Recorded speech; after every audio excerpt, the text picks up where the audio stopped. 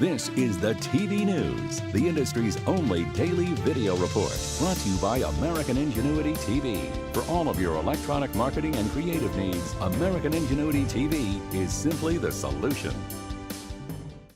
Welcome to the TVNews.TV for Tuesday, March 23rd, and here are today's top stories.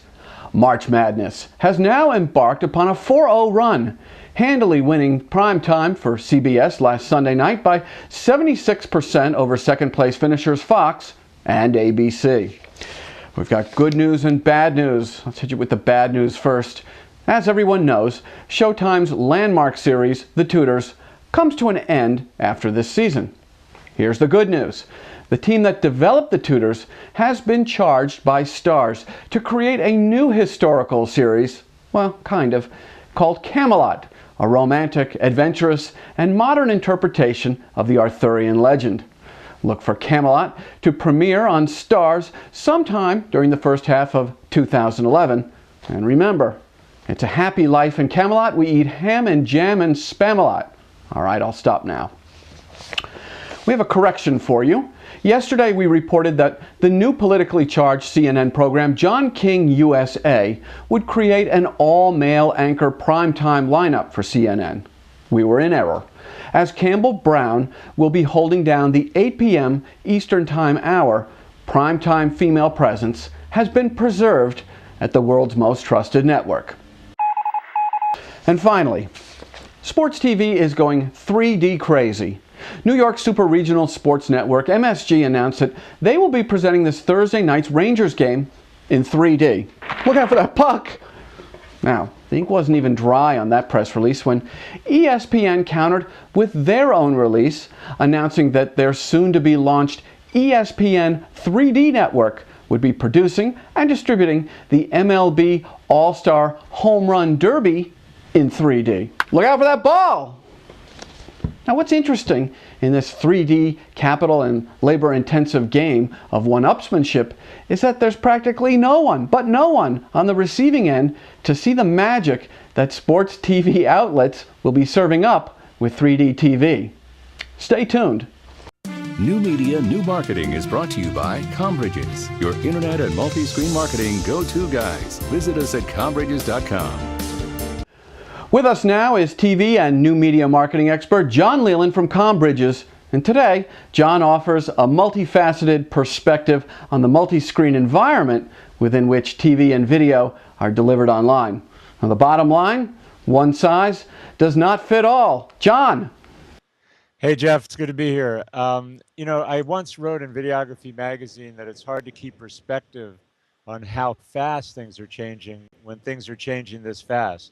And like you said, online video and putting TV on the web, right there is a couple different things. And within each of those are different dimensions and multiple screens. So what I want to do today is kind of give you some of the mega trends, some of the big things to watch, and hopefully some perspective that you can put into action as you net your station and your network and your YouTube channel through the new media world. Right. As we reported last week, there's new news about the continued growth of online video. CBS and the NCAA are reporting just in night number 1 of March Madness, setting a new record with 3.4 million people watching on computers March Madness. The social networking megatrend continues to grow globally.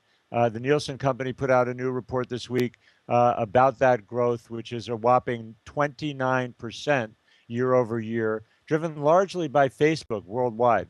But the number of hours, when you think about the number of hours people sit in front of the TV, social networking sites are still small, but growing at a very rapid pace. Users worldwide are doing an average of 2 hours a month with social networks, but here in the United States, it's about 6 hours a month for the average user. Of course, some people many more hours. Interestingly, the biggest country in social networking is Italy, which averages about 6.5 hours a month. Online video itself is gaining new traction due to the increasing availability of user data. The ability to track the trail to the sale or track the analytics of how users are watching what and what they click on, makes advertising on the web more valuable. And there's a real interesting video interview with the director of emerging communications at Group M, which of course is the giant corporate parent of the WPP advertising agencies, talking about how he sees increasing growth in advertisers moving to online video because of the availability of this kind of user data. I'll put links to all these studies, that video, and other links on my blog, by the way, at combridges.com/blog. Also, we're seeing Google come into the space, not just with search software in terms of programming, but they're developing their own set-top box in partnership with Sony and Intel. It'll run the Google phone Android operating system and will compete with other internet video boxes that are bringing internet video to the living room, things like Boxee, Roku, Popbox, and the Sesame system that I profiled in this segment a couple Tuesdays ago. So the whole thing represents continued expansion. As people like to say, the toothpaste will not go back in the tube. These trends you can count on them, you can bet on them, you can bank on them, that they're going to continue to grow. And so the bottom line is online video and TV on the web is not one thing, it's many things, but it is driven by new rules. And that has to do with engaging and creating relationships with the customers in new ways that broadcasters traditionally have never had to do when there were so few networks that made programming available. Now that there's literally thousands, it's a new game, and you got to stay on top of these trends and develop a multiple screen strategy. Okay, I will tell you what I'm going to do first, John, is I'm going to go to combridges.com. I want all your links, and I urge everyone else to, because there's a lot to digest. Thank you, John. Thank you, and we will see you next Tuesday, sir. All right, thank you, and that's combridges.com/blog to get those links. Future events and opportunities brought to you by Dude Walker. Get the best voice, get the best price. Get Dude at dudewalker.com. This May 11th through the 13th, the cable show will be front and center. So now's high time to register. For more information, log on to 2010.thecableshow.com.